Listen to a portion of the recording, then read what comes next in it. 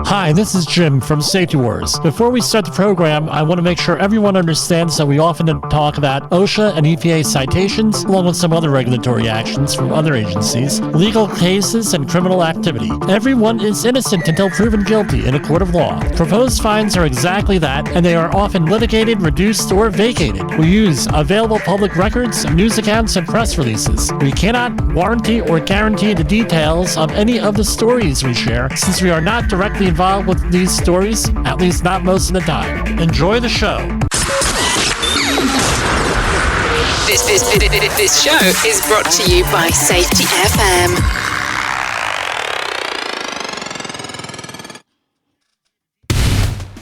And from the border of liberty and prosperity and the highway to the north, let me start that over again. From the border of liberty and prosperity and the highway to the north. Welcome to Safety Wars. Hope everybody had a great weekend there. I know we're on slightly late, so if you're on safetyfm.com, we are on safetyfm.com if you want to hear the audio. We try to be on 3 to 5 times a week. It turns out it's hard to get on some days. You know, there is work outside of safety, but safety has to be incorporated into your life. How's everybody doing? I got plenty of hats, right? We got the New York Boulders hat. My son had the pleasure, well, I should say I had the pleasure of watching my son as bat boy at last night's game. He was the bat boy for the Quebec Capitals of the Frontier League. I mean, we had baseball and softball all weekend when it wasn't raining. Tired. No, I've always toyed with the idea of having coverage of the Frontier League here. Right, it's an independent baseball league that spans from eastern Canada to the Midwest, and I think it goes as far south as Kentucky, if you call it Kentucky South. It's great. So, I hope you enjoyed last week's episodes, right? We had a couple of them that I got some pretty good feedback on. I was pretty proud of. One of them was on artificial intelligence, right? And scary thing on last Friday's episode, where I actually, if you want to go back and listen, we actually went and recorded. It's pretty. Let me comment on this. So what we did was I recorded, or I didn't say record, I uploaded my voice into a program, and I read back a safety meeting back, and unless you know me, or I told you up front, hey, this is a artificial voice, this is AI, you'd be hard-pressed to hear it, hear the difference, especially if you're on a cell phone type of thing, and you're listening over a cell phone, maybe even a tablet computer, something like that. I know my wife said, you sound a little bit rigid on that one, Jim. Well, yeah, it wasn't me. Scary. The different things, right, that we can apply this to. So somebody could be out there like on the internet recording this program, or maybe even a Zoom call if you have a broadcast microphone like I do, and could actually go and record your voice, upload it, and have you say anything. I mean, you could have some positive things. Technology is neither good or evil. It's how you use it and your knowledge. So what's some of the things that it could be used for? Let's say that you have a loved one and you record their voice over several hours. They pass away. Guess what? You can always hear their voice. Right? This was predicted even back when I was in high school. And if you recall the film The Running Man with Arnold Schwarzenegger, Richard Dawson, and Michael Ironsides was in that movie. And who's the one? From Fatal Attraction. I forget the name of the actress. Sharon Stone was in the movie, where they actually were able to do a deep fake on a game show of some of the contestants, and the game show was To the Death, hosted by Richard Dawson. So, it's that's reality now. With the deep fakes, there's been cases on the bad side of this technology, you have porn, deep fake and porn, all different legal ramifications. So right now, I believe Congress is having hearings on this, or will soon have hearings on this. So, scary thing. Good, there's bad. Something that needs to be worked out in our society. And I think, like with a lot of the other issues, especially environmental issues, political issues, economic issues, often things are not worked out well. And the worst possible thing we can have is a knee-jerk reaction to all this stuff. Right? Knee-jerk reaction and policy, not necessarily the best thing. Right? So, now, I wanted to talk today. Now, and again, send me your comments. You can text them over to me, 845-269-5772, or email at jim@safetywords.com, or if you want to, whatever platform you're listening on, I'm on right now, Facebook Live, YouTube Live, Telegram, Twitter, LinkedIn, what else? Twitter, Twitch, all different types of platforms here. Give us some feedback here. I'd love to hear from you. Believe me. And if you can, please like and share the program on whatever platform you're listening on. It goes far. It goes far. Now, to everybody there on Brighteon, I've been uploading, for whatever reason, I cannot upload this live. I haven't, either you can't do it or I haven't figured it out to do it on Brighteon. I want to thank everybody on Brighteon that's been giving me good feedback and everything else. We've been getting a lot of hits over there. A friend of mine, Marcia, from back in my political days, said, "Hey, Jimmy, you should be on Brighteon." I've loaded up there and I'm getting a lot of action over there. So mosey on over if you're inclined over to Brighteon. I know that they have an app for live TV. Also, I'm not on it yet. But anyway, so documents, right? By the way, let me share this. Some people are using this AI to actually write legal letters and things to people. I had a friend writing letters. He said, "Look, either I have a choice spending $1,500 on an attorney or $30 a month for an AI program."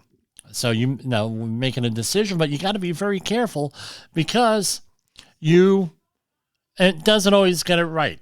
I'm going to say this, and I know I meant to move on now. We're going back. Just for grins and giggles. Now, I entered in my wife into AI, and I said, well, first I tried myself. Give me a biography of myself, of Jim Posel, the safety warrior. So, not enough information. We don't know who this guy is, basically. I said, well, let me put it in for my wife, because she has, with her, she's an event and meeting planner. She gets a lot of, she's on a lot of websites, things of that nature for what she does for a living. And I tell you what, it got one major fact wrong about my wife, a huge major thing that made everything else after it, tainted it, number one. Number two was, with the remaining everything else, it sounded like she ran her organization. She was a leader in that field that organization caters to. So this is a very, dangerous, risky, I don't know exactly what word we could use on this technology with that we've been entrusted with. I don't see, based on the recent Supreme Court rulings last week on platforms not being responsible for what their users are putting on there, I don't see this changing at all. I think that I've read a little bit of the case from the Supreme Court. Yeah, I have No, that's what I do. And with some of the reasoning there, I don't see how a lot of these programs are going to be able to be, how these programs are going to be able to be held liable for what people do, use them for. I don't know. Let the attorneys figure that one out. So be careful. You use that stuff, be careful with it. It may not always be right. So this came into the thing. I had a conversation via text message with the great Jay Allen on JHAs, where I said, well, I was, as a son of a gun, let's put in the JHA for a certain activity. It came back, and as a general JHA was pretty good. But what's a JHA? Job Hazard Analysis. If you're working in the Army Corps of Engineers world, is an activity hazard analysis. Aha. If you're working with some other programs, they call them job safety analysis. Or if you're dealing with just OSHA stuff, it's often called a task hazard analysis. THA. Whatever you call them, they're all the same. And what you're going to find out is, we're going to deal with the construction and environmental cleanup world. Do they have JHAs for general industry? Yeah. Maritime? Yeah. But no. Do they have? Yeah. But reason why they're emphasized so much in the construction world is that you're dealing with a changing work environment. In the disaster management world, you're dealing with you don't know what you're dealing with. You're getting out there, you can't, it's not like you could design your work area. You got to deal with what you have. Same thing in the maritime world. Sometimes, you could a little bit design your work area, but not all the time. So what industry has come up with, and trying to comply with OSHA regulations, has come up with is the job hazard analysis. We know you have the corporate safety plan. Corporate safety plan has all different things, and you have a site-specific safety plan that might deal with a site. And then you have the job hazard analysis, which normally deals with the job or the task that you're dealing with specifically. And this is meant, we have, in the construction industry, we have 1926.20.20, that's 20. And it says, I'll read from one. I hate to read regulation, but I'm going to read them here.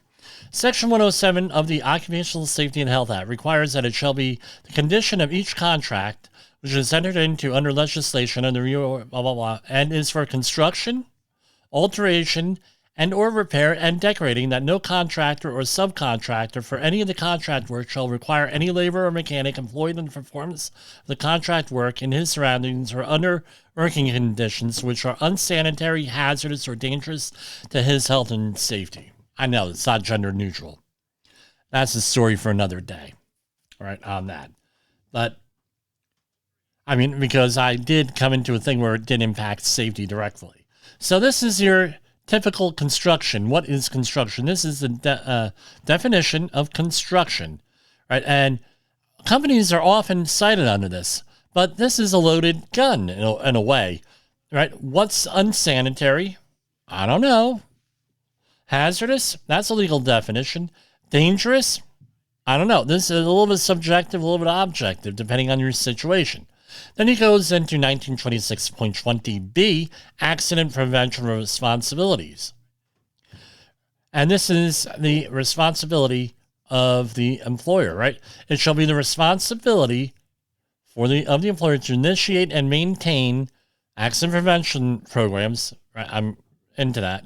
As may be necessary to comply with this part. Such programs shall, and that means you must, provide for frequent and regular inspections of the job sites, materials, and equipment to be made by competent persons designated by the employer. So right off the bat, you're required to have a competent person designated. What does this mean? I tell you what, you better have all this stuff in writing. Because if there's a problem, what's the first question? I've been on jobs where you have dead employees twitching there, and their last throes of death. And I've had people, or someone having a major, a grand mal seizure on the ground. Oh, you better get his JHA. That may be a JHA issue. Does he have his safety training? Well, yeah, it happens.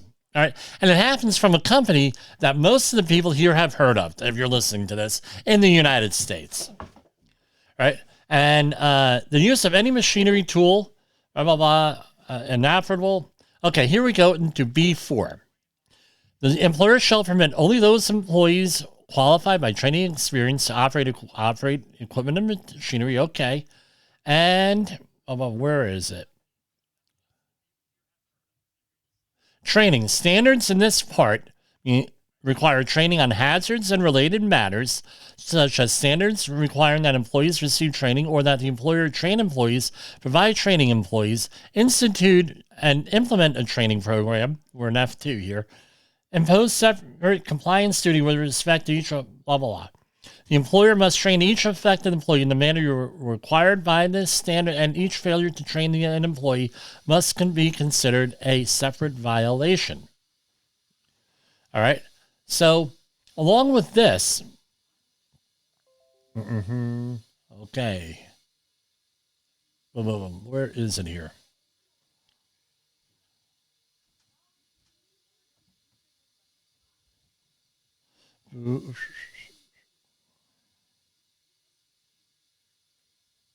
All right. So that's one part of this, which requires a job hazard analysis to assess hazards and implement this. Right? And typically, well, it doesn't require a job hazard analysis, but a job hazard analysis is often the means as to which we apply everything that I just read here. You have the guaranteed training and everything else. We'll get more on that in a minute. If we mosey on over to 1926.32, right? It goes through here. It's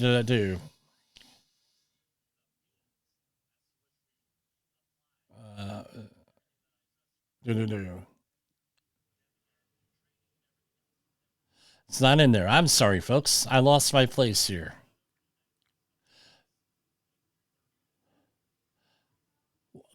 Competent person means one who is capable of identifying existing and predictable hazards in the surroundings, that's what I wanted to, or working conditions which are unsanitary, hazardous, or dangerous to employees, who has the authorization to take prompt corrective measures. So basically, this comes down to this. The employer, through the competent person, communicating hazards. So that's basically it. So JHAs are developed to actually address the hazards specifically in the field, because things come up. Now, I'm writing a corporate safety plan for somebody in the field and in the office. I'm not going to know what's going on in the actual field 30 or 40 or 50 miles away or 10 miles away. I'm not going to know that. So what happens is here it is, B2. The employer shall instruct... Here you go. 1926. I lost my place here. Sorry, guys.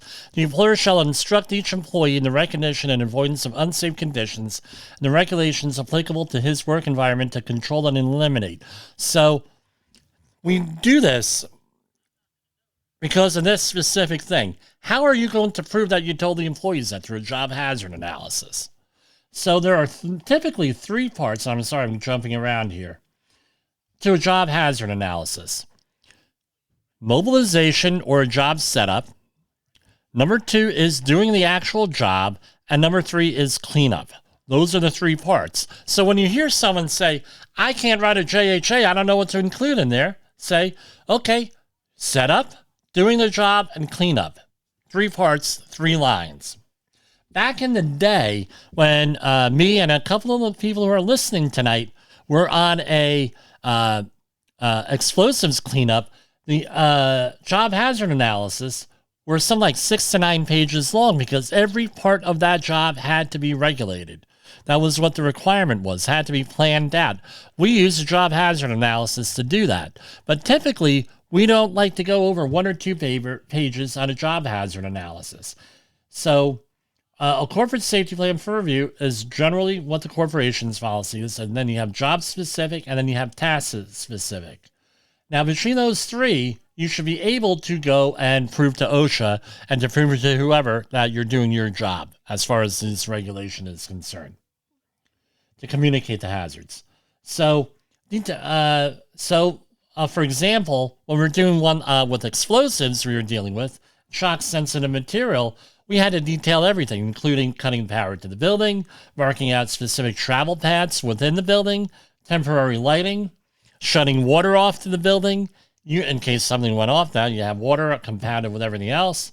So with that, no, it was very detailed, but that's getting too detailed. It's to be usable. So we try to do 1 or 2 pages at most.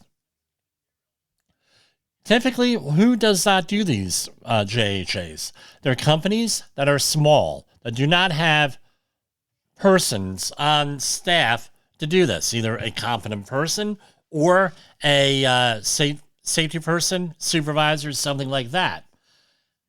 So if you have a company out there with less than 10 people, they have all their paperwork together, guess what?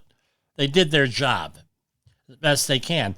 The other thing is this: companies hire people. You're going to hire people that may not have the literacy to actually go out and do job hazard analysis and do the paperwork.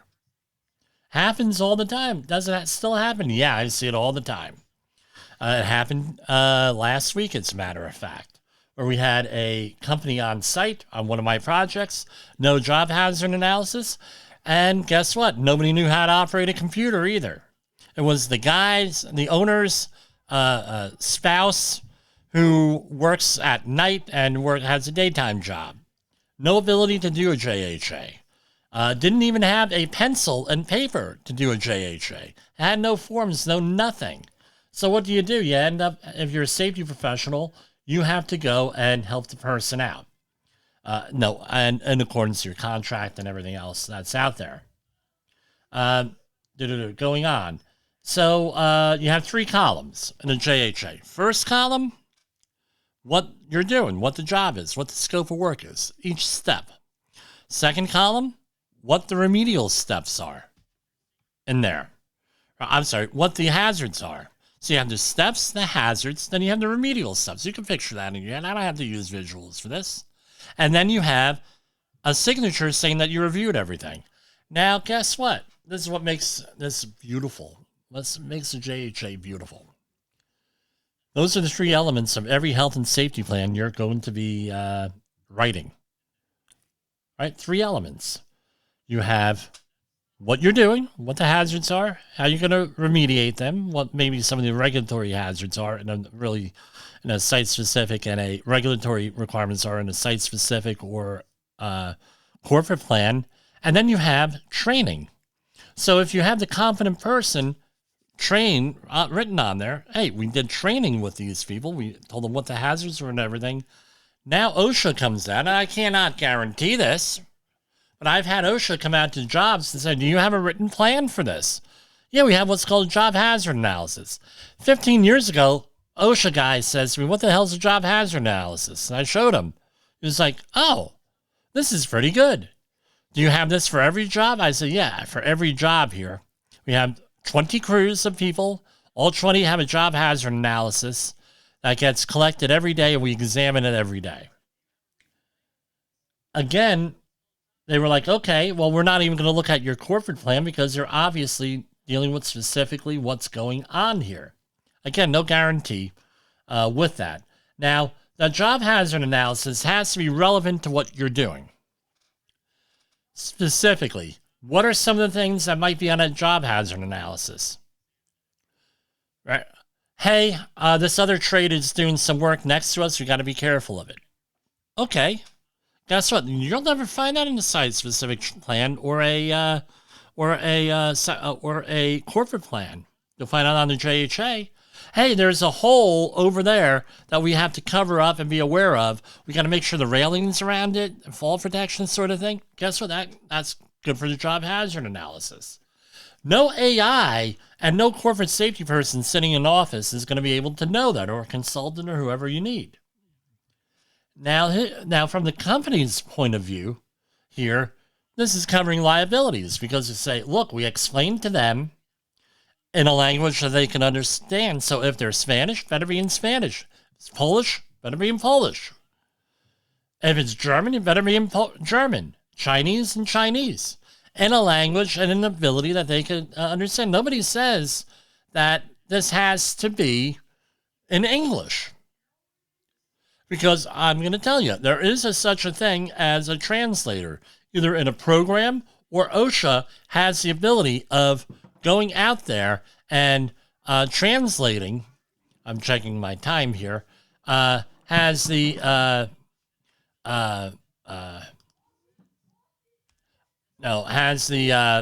ability to call a translator up on speakerphone to translate many different languages. I'm seeing it done. Guess what? You could do that. So any language is good. So on the other hand, this is what I do. Let's say that I have to write a corporate plan or site-specific plan. Often I will start with the JHA and work my way backwards. All right. So I'll write out everything on there and I'll make it a very detailed JHA. And before you know it, you have a corporate plan that you can write with that. That's a little hack out there for if you want to do. Often it's difficult to do a corporate plan then down to the site, but site-specific plan on up, you could do. So in that plan for review, you have the scope of work, right? The job steps, what their hazards are, what your remedial steps are, what you're going to do to fix it and to prevent an accident. And then you have a training session associated with that. So you have all of the elements there that you need. Now, let's say there's an accident. Now, let me go before I go on. We also have what's been recently incorporated on here is a hazard matrix table. So if you're studying for any standardized exam, you got to know this table. Right? We know that. This is all part of the body of knowledge for any of the standardized exams that I've taken, where you have a hazard matrix table, where on one side of the table, the y-axis, you have very likely, likely, possible, unlikely, and very likely. And on the other hand, on the x-axis, you have negligible, minor, moderate, significant, or severe. And they require you to go in there. You could Google hazard matrix table. It'll take you right to it. Now they're incorporating into that what things are. The problem with the hazard matrix table, it is a little bit subjective with things. So how do you determine what goes into this stuff? Whether it's the JHA going into the hazard matrix table or the risk matrix table, whatever you want to call it, depending on who you talk to. A lot of things could go in there. You could look back in your own job audits and everything. We're going to be talking about that a little bit later in the week here because OSHA has a new policy on this. You could go back and you could look at all these hazard matrix table, what your hazards are, what has been reported. Maybe talking over with the employee, you develop what is called a learning team. So here in the human and organizational performance world, a learning team, this is where it comes in handy. You could go out there and do a learning team. Hey, 2 or 3 people, no more than 7 or 5, right? You go out there and you find out, hey, what are the hazards? I have to write a JHA. I did that recently with somebody who was doing an activity that I was not an expert in. And I told the guy, I said, look, I am not an expert at this. I'm not an expert. First of all, if a health and safety professional tells you they're an expert, be afraid. Be very afraid. And I go out there and I say, okay, I'm not the expert on this or anything on this activity, but you are the expert. So tell me what the hazards are associated with it. Tell me how you're going to do this work. So then we can fill out the job hazard analysis. We can make it look good, everything else, and we'll write it. He said, you're not going to tell me what to do? I said, no. I already told you I'm not familiar with this activity, but we can sit down together and we could do this, right? And at that point now, we're working together. We're a colleague, and I'm taking an interest in his work and how he's going to do it. And I'm also learning a little bit about that activity. And it prompted me to go back and read some regulations that are going to be incorporated into that job hazard analysis when we revise it. So a second time it's going to get revised, right, with this. So we go in there, we go through, blah, blah, blah, blah, blah. Okay, thank you very much. About an hour later, an auditor from a regulatory agency comes in, right, and I should say the host employer, which happens to be a regulatory agency, came in and he said, oh, where's your job hazard analysis, and does it cover those activities? I said, most certainly does. I have it here right for you. Gave it to him. He said, oh, long pause. Okay, you got your Guvno together? He didn't say Guvno? Okay, have a nice day. Went on his way. Right? The other thing, that's from the employer's point of view, there is no, it's a double-edged sword. On one hand, the employee knows what to do. The other thing is, you know what's going on too, and you have to enforce it. So it's a double-edged sword. I've seen it cut both ways, where the employer says employee misconduct, which is an extremely difficult defense to make, and the OSHA thing. Employee misconduct? No, based on my experience and from what I've read and heard from legitimate people, not some dude on the street, right? No, you can only really use that defense one time. You could say, well, look, I have the job hazard analysis, I have the training records, I have the corporate plan, we have audits that we do all the time in writing, we have examples of disciplinary thing where people don't follow the rules, we have a progressive discipline policy, and everything else. Then you might be able to, and it's a big might, you might be able to get out of a citation claiming employee misconduct. Very difficult. You could do it the first time. Second time, that's not going to work, because they're going to say you were on alert that your employees had a tendency to have misconduct. Therefore, what did you do about it? Right. So that's the other double-edged sword. Now, from the employee's point of view, right? Yes, I read off a computer. From an employee's point of view, the job hazard analysis is the employee's chance to have input on safety. How's that? Because now they can have input on safety and actually communicate with the people. So something to think about. That's now, go and give me your thoughts on job hazard analysis and some of the other things, if you would, probably be, again, 845-269-5772 or jim@safetywars.com. You could visit us on any number of platforms as Safety Wars.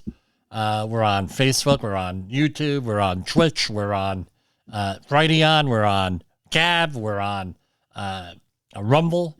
We're on many different platforms. So we're going to take a brief break. I actually came down here without something to drink, and it's extremely warm down here under the hot studio lights.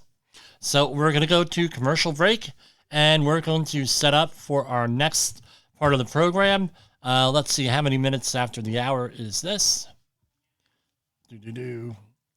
We're somewhere around 40 minutes out after the hour. So I'm going to put this on commercial break, and I will be right back. In the professional safety community, communication and planning are just a few keys to your program's success. The question many practitioners have is, where do I start? Dr. Jay Allen, the creator of the Safety FM platform and host of the Rated R Safety Show, has built a global foundation to help you along the way. Go to safetyfm.com and listen to some of the industry's best and most involved professionals, including Blaine Hoffman with the Safety Pro, Sam Goodman with the Hop Nerd, Sheldon Primus with the Safety Consultant, Jim Pozell with Safety Wars, Emily Elrod with Unapologetically Bold, and many others.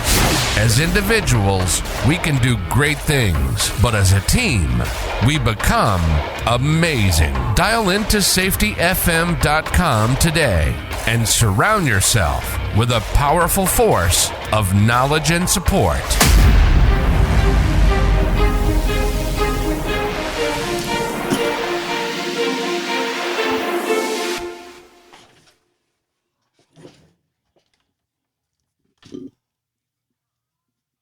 Is your safety training old, stale, and hackneyed? Is your safety trainer still preaching a warped version of behavior-based safety? How about safety training that actually addresses your hazards in your workplaces and is not standardized baloney from 25 years ago? Contact the Safety Wars team at safetywars.com or call Jim Posel at 845-269-5772. Remember, if you're receiving this message, you are the solution to unsafe workplaces. OSHA recordables, catastrophic losses, environmental disasters. You want answers? So do I. This is Jim Posel with Safety Wars. That's my daddy! Yes, I am your father, Jessica. So I'm going to go and play the intro again because I think we cut it off on the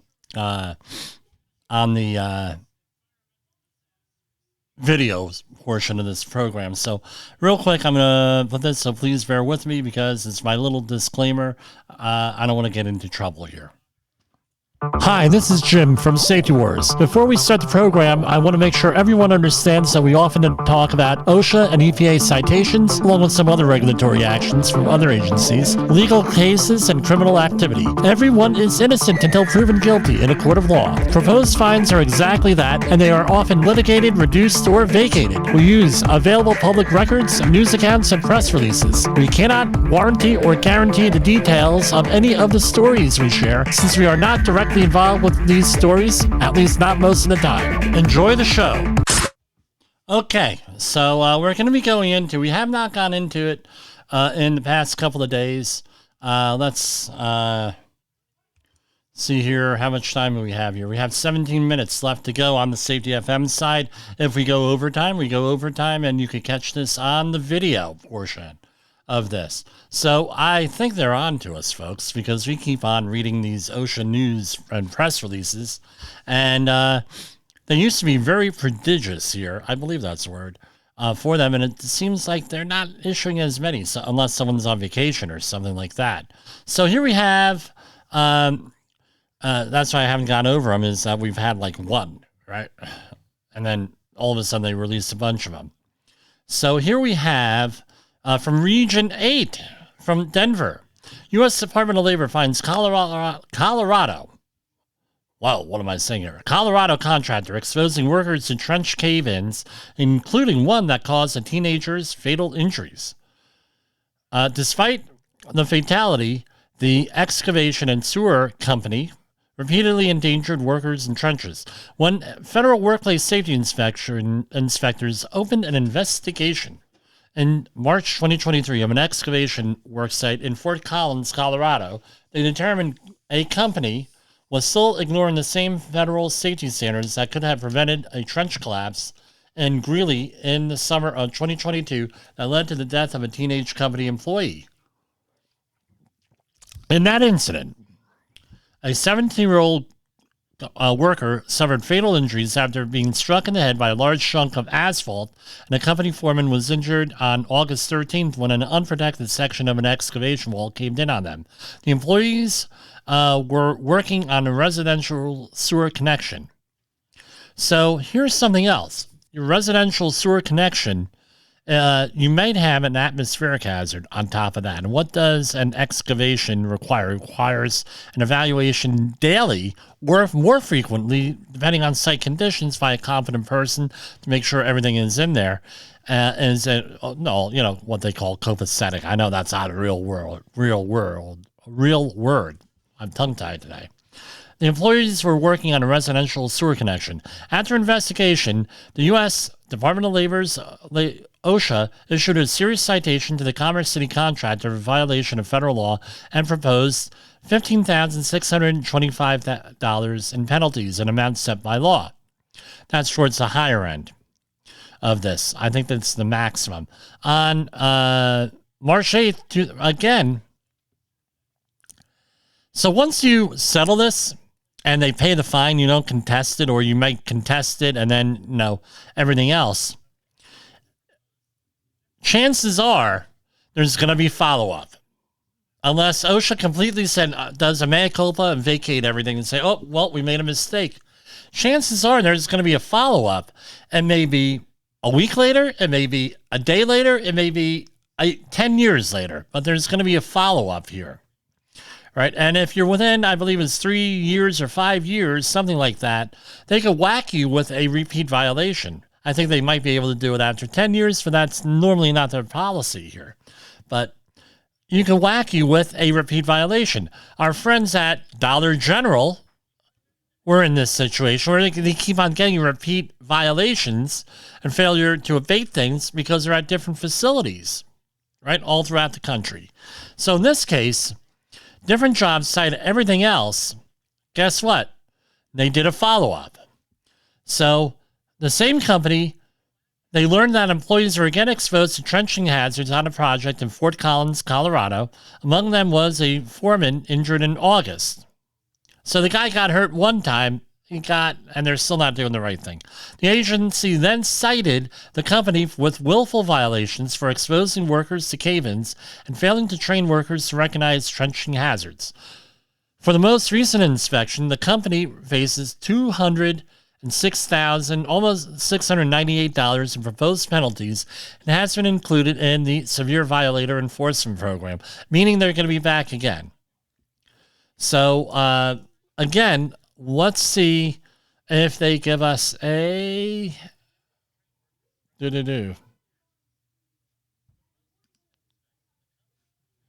it is. For the company, I got the citation right here. So this is from March 8th, 2023. And believe it or not, they did not take 6 months or 5 months and 3 weeks to issue the citation. They issued it in 8 weeks. Pretty fast turnaround here, guys. Good job. Good job. Can I get a... Here, we're going to clap. On fire. All right? We're going to clap for OSHA, all right? Good job, guys. All right. So let me scroll on down. And again, when I do this, all of this stuff is the first time I'm looking at it. So you're getting the raw reaction to this. Citation 1, Item 1. Type of violation, serious. A stairway, ladder, ramp, or other safe means of egress is not located in trench excavations that are 4 feet or more in depth, so as to require no more than 25 feet of lateral travel. So you need to have a ladder within 25 feet of all employees all the time, right? A lateral. They didn't do that. What was a serious? $6,250. Citation 1, Item 2. This goes into what we talked about on the first part of this program with Job Hazard Analysis. This was in 1926, 651 K1 in the excavation standard. Daily inspections of excavations. How are you going to prove that without something in writing or video or something? That's got to be provable. The adjacent areas and protective systems are not being made by a competent person for evidence of a situation that could result in a cave-in, failure of protective systems, hazardous atmospheres. Hey, they're making a sewer connection, maybe a hazardous atmosphere here, or other hazardous conditions when employee exposure is reasonably anticipated. An inspection is not conducted by the competent person prior to, as needed throughout the shift. Inspections are also not made after every rainstorm, right, and all this stuff. So this is something that you have to do. They didn't do it. There's no evidence. Fine. Almost 11 grand. Third, citation 2, Item 1. This is 93,755. Again, does not instruct. This is what we were just talking about. 29. This wasn't planned. 29 CFR 1926.21 B2 with the job hazard analysis. Did not instruct each employee with the tell them what's going on. Basically, no JHA. They don't call it that, but that's what it is. Citation 2, Item 2, willful, serious, another $93,000. Each employee in an excavation is not being protected by cave-ins by an adequate protective system. Citation 3, Item 1, other than serious, there was $1,000 for this. Again, no OSHA 300 log, $1,000. Citation 3, Item 2, other than serious. Guess what? Did not provide authorized government representative the records within 4 business hours. 1904-40. Guess what? They may give you a little bit of leeway here, maybe 5 under certain circumstances. But basically, they ask for records. You better have them within 4 hours or by a requested date. So total of $206,000. I'm going to tell you what. Thank God there was no injuries here. But every one of these things are easily correctable. We do work in Colorado. 845-269-5772. We'll go out there, write the JHAs for you. We have excavation competent persons that we could send out. If you can't do it yourself, and I tell you what, it's a hell of a lot cheaper than $206,000. Every one of those things is cheaply and easily remedied. And now, look at what is going to happen now when they go into the situation with, and I imagine there's going to be some type of litigation here with the fatality. Something, workers, even if it's only workers' comp, guess what? They knew they had a problem. They didn't correct it. Another one from Region 8. Same deal. Excavation contractor in Aurora, Colorado. What do they have this here? $112,508. Again, they do not have. Oh, here it is, the citation. Let's see what we got here. This accident happened on 2 days after Christmas last year, and they issued it in May. So they were coming up 5 months later, a little bit over 5 months later. Okay, what were the citations issued here? Citation 1. Again, stairway, ladder, something like that. Not in there. $4,688. How much does the ladder cost? $100, $200? Citation 2. Employees are not protected from excavated or other materials that could pose a hazard by falling or rolling into excavations. Support place for the materials. $4,600. Here we have another one. Here we go. I had to read this a little bit. Protective system not following the instruction manual. Another $4,688. Here's another one.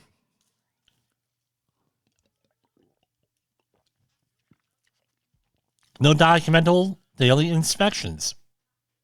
Oh, wow. Incredible. $4,600. Easily remedied. No job hazard analysis. 1926.21. So there's no communication to the workers. $31,252. Willful serious violation. That means it was probably in their plan that they didn't do it. No protective system. Another $62,504. Another one, willful, serious. Right? But they did not cite him on this. 0 was not following the instructions in the manufacturer.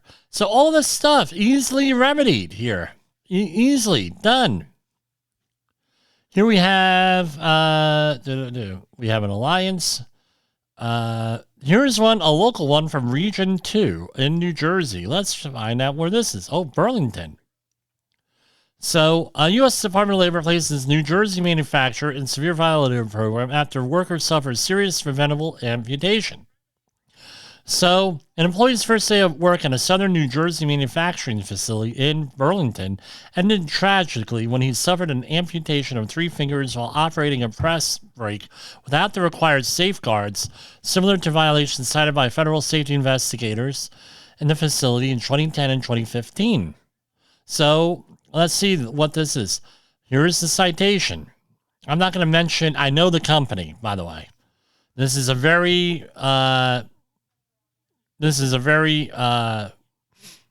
prominent company in Burlington. Here. Going on. Here we have citation 1, item 1. This is serious, $4,600. The employer did not, this is 1910.22. This was a walking working surfaces violation. Again, protruding objects, loose boards, corrosion. This is in the general industry, obviously. Corrosion, leaks, spills, snow, and ice. So there was stuff on the floor from a wash tank, overwash. Citation 2, item 1, citation 2, serious. Eye and face protection. Safety glasses. Basically it. No safety glasses. Another easy remedied thing. $9,376.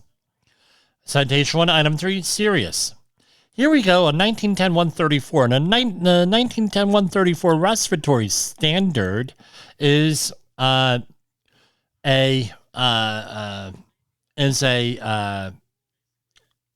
horizontal standard, meaning that all of your OSHA standards, whether you're in agriculture, construction, maritime, or general industry, all point to this. You can use this standard 1910-134 as the standard for respirators.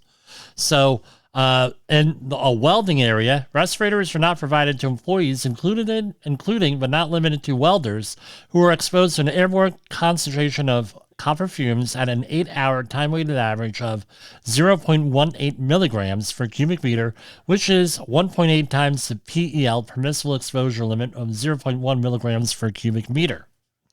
So basically, the employer is required to submit an abatement certification for this item. Failure to comply will result in additional penalty. So they whacked them for $9,376 and possibly an additional penalty if they miss the abatement date. Here's another one, almost $11,000. No respiratory protection standard under program under 1910-134. And here we are running up on Safety FM.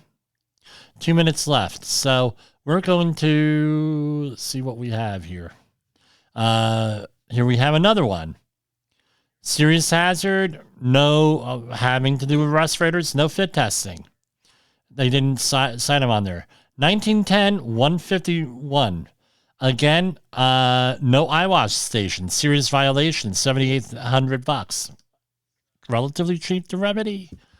Here's another one. 1910-252. No exhaust ventilation in the welding area. $9,300. That may be a little bit harder to abate, but the remedy. But again, that's the hierarchy of controls, right? Where you have an engineering control. Another one, serious. 1910-1000. That was copper, right? Another one, 11,000. No written HAZCOM program. Another one, citation 2, item 1. No communication information and training on hazardous chemicals. And other than serious thing, OSHA 300 log was not up to date. And there was an injury. So a total of $189,073. So we're going to go over to the outro for safety for the program, and then we're going to continue with these stories on the video stream. So I will see you on the back end of this. If you're on Safety FM, I will hope to be here tomorrow night giving you the same thing over, not the same program, but another episode. So here we go.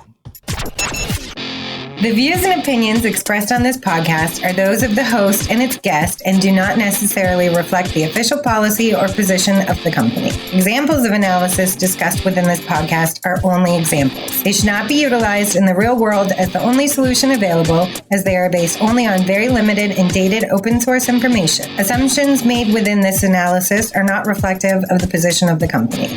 No part of this podcast may be reproduced, stored in a retrieval system, or transmitted in any form or by any means, mechanical, electronic, recording, or otherwise, without prior written permission of the creator of the podcast, Jay Allen.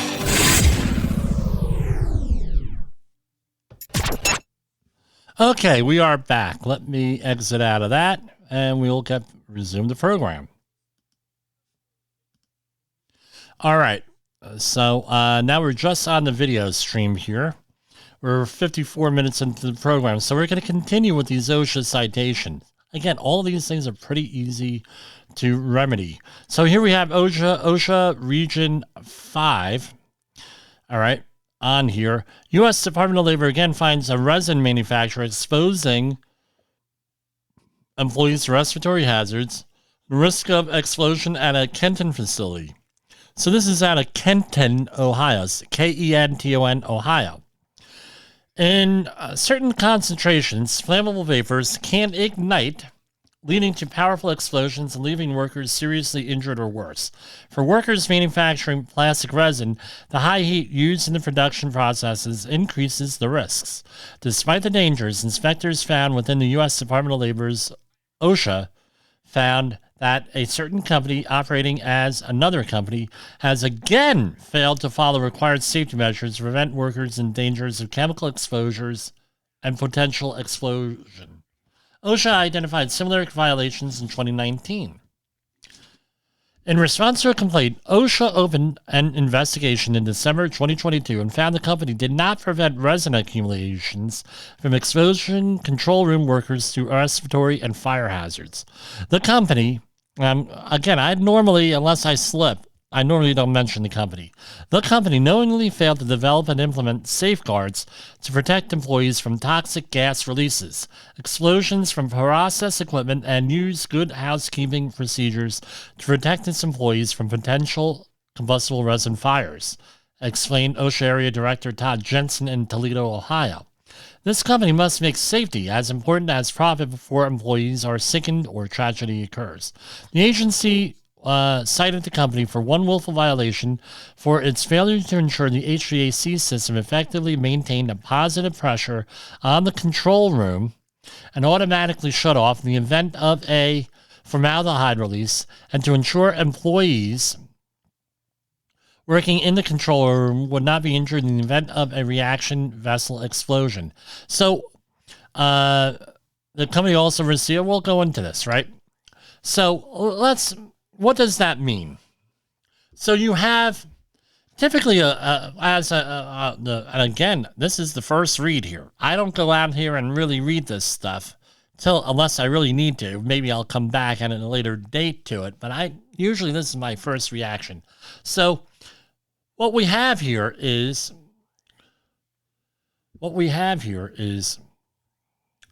the you have a control room and a process area. That area is under positive pressure, meaning that area has air escaping from it. This way, hazardous air cannot get into there through the door or any other source because it's under positive pressure. If it was under negative pressure, that means air would be coming in there, rushing in there. But in this case, it's under positive pressure. And that's usually measured through what is called a manometer or manometer, depending on what part of the country you come from. Here, that measures what the pressure differentials are. I forget exactly what it needs to be, but it's usually 1 inch, something like that. Please don't quote me on that, but it's in the regulation. If you're dealing with asbestos, that's in all likelihood what they would probably be using. Unless there's an industry standard, they'd probably be using the asbestos standards on what the appropriate positive pressure is. So, So here we go. Citation 1, item 1. Type of violation serious.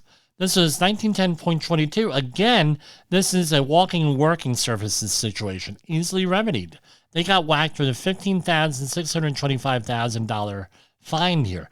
The employer did not ensure that all places of employment, passageways, storerooms, service rooms, and walking and working surfaces are kept in a clean, orderly, and sanitary condition. Again, they had shit on the floor, basically. All right. I note citation 2, item 1, type of violation, willful, serious. The employer did not establish a system to promptly address the, I don't know what this means, PHA team's findings and recommendations. So there apparently was a team and there a safety committee. Okay, here it is, process hazard analysis. I love to use these freaking acronyms, right? So here we have, on or about, I'm going to read this because we're not up against the time limit here, right? On or about December 12, 2022, the employer did not assure the findings that and recommendations made during the process hazard analysis regarding overpressurization hazards posed to occupied process buildings, such as but not limited to a control room, were resolved. Employees working in the control room were exposed to significant overpressure explosion and deflagration hazards. So what's the difference between an explosion and a deflagration? An explosion is faster than the speed of sound. A deflagration is slower than the speed of sound. From the process area in the control room was not equipped with appropriate blast-resistant construction or other protective measures. Right? So again, they have a process, and under the process, process control standard. What was that? I'm getting tongue-tied here. This is why we have the internet, right? And this is why we actually read. Bear with me. So under what is it? Find.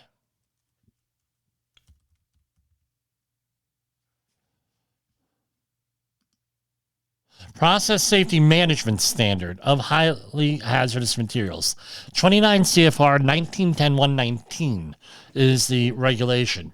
So under this regulation, the employer, when they're doing things, either an upgrade or something, it's required to have basically a learning team by regulation here. They don't call them that, but it's basically a learning team where you go in there and you talk to the employees, the experts, and what's going on, what some of the recommendations are.